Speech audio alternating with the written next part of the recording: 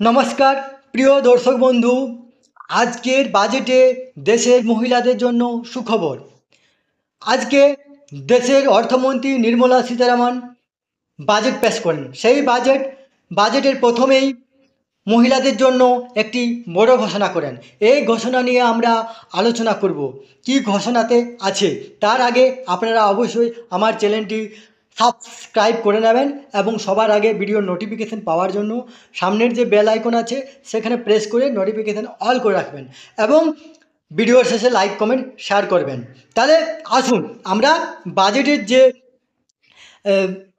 ফ্যাক্টরগুলি সেগুলো আমরা দেখি এবং মহিলাদের জন্য কি বড় খবর সেটা আমরা দেখব।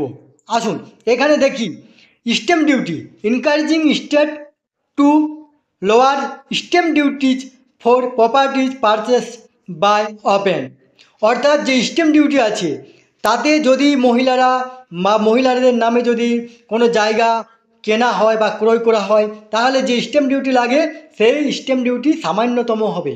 অর্থাৎ একটি জায়গা একটি পুরুষের নামে যে দাম স্ট্যাম্প ডিউটি পড়বে বা যে দাম পড়বে তার থেকে অনেক কমে মহিলাদের জন্য দেওয়া হবে।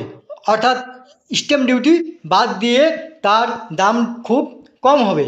এই তথ্যটি আপনার সাথে শেয়ার করলাম। সুস্থ থাকবেন, ভালো থাকবেন, ধন্যবাদ।